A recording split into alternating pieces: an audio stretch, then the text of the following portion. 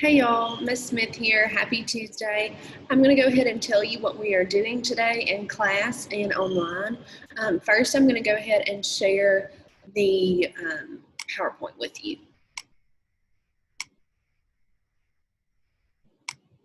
So this is what our PowerPoint looks like today.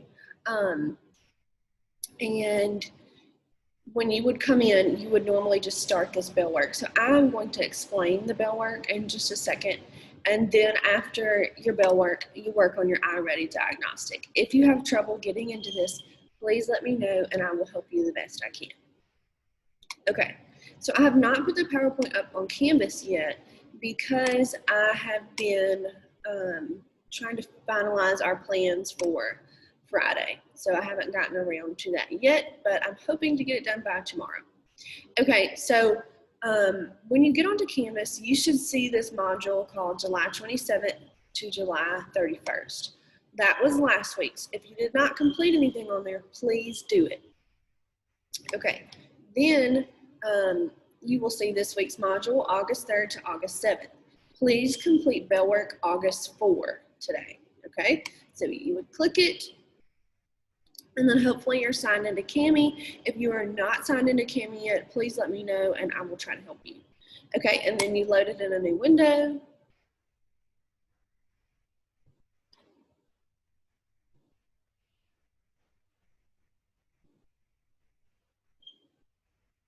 And it will look like this. Okay, I believe if you press Run OCR, and then let's see what happens.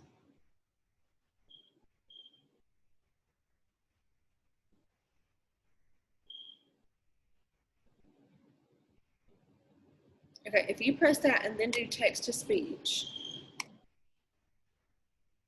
WCRT is fought word by mother noun CR phrase that renatin CRA and typhies it.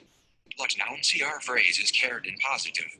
The positive can. Okay, so it sounds a little awkward, but if you really want it read to you, you can listen to it that way. And then you can slow down the speed too, so that robot voice that reads it is a little fast. So maybe you could try slowing it down. If somebody has a better way to do this, please let me know. Okay, so I'm going to go ahead and go over this with you.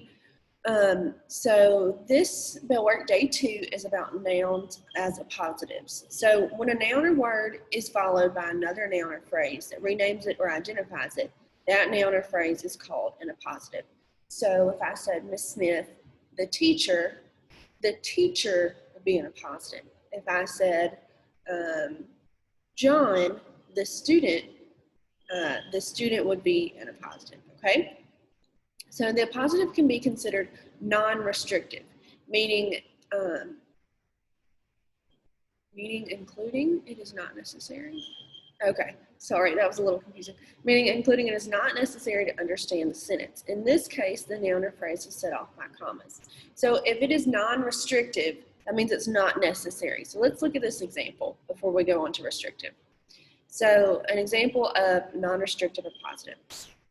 My only sister, Morgan, is a 2nd grade teacher in Seattle. Okay, if you know the speaker, you know that he or she probably only has one sister and that her name is Morgan. So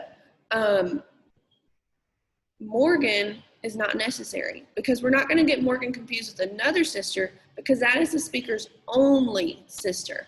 So Morgan is separated from the rest of the sentence by commas. When I see those commas, I basically view it as like a little set of tongs that could pull out whatever is in between them and take it out of the sentence. So you could say, my only sister is a 2nd grade teacher in Seattle. That would basically be the same thing. We know that Morgan is the only sister. There's only one sister. We don't have to know that her name is Morgan, okay?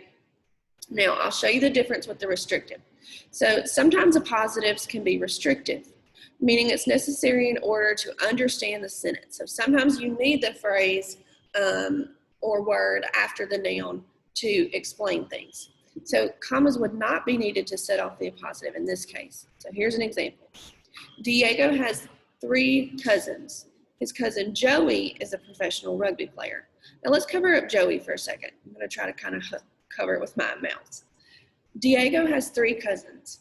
His cousin is a professional rugby player. Well, now you're wondering which cousin out of the 3 cousins is a professional rugby player? So we need Joey in this one. If we took him out with commas, with a saying that it was non-restrictive, then it would not be correct because we need Joey in the sentence to know which cousin is a professional rugby player, okay? So let's go over that a little bit more. I'll do number 1 with you.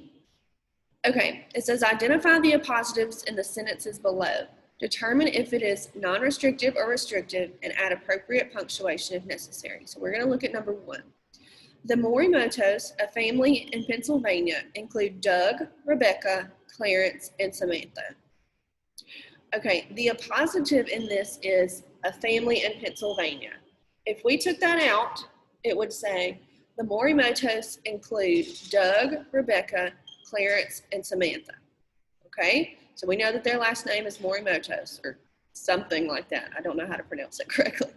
So those are the 4 people that are in that family. And it doesn't really matter that they live in Pennsylvania, does it? So we would put commas around that because we could take it out, right? It's not necessary to the sentence. We can understand that the Morimotos are those 4 people without knowing that they live in Pennsylvania. That does not matter. So what you're going to do is you're going to take your little drawing, just a little like drawing. Actually, you could do a color, and that might help me see it better on your assignment. So put a little comma. It doesn't have to be perfect. We can even make it smaller. So comma before A, and then a comma after Pennsylvania. Okay, they don't have to be perfect. And then instead of writing non-restrictive or restrictive, which take forever, you can just put a little N or R beside it. So if it has commas, meaning it is not necessary, then it's non-restrictive. So I'm going to put a little text box right here, and I'm going to put an N. Okay, so non-restrictive. It might also help if you put this in a color so I can see it better. All right? So then you're going to do the same thing for number 2, 3, 4, and 5. Check to see if it's non-restrictive or restrictive, and then if it is non-restrictive, put the commas around the appositive phrase, okay? Remember, non-restrictive means that that word or phrase is not necessary to the sentence, and then restrictive means that it is necessary to the sentence. All right, let me know if you have any questions.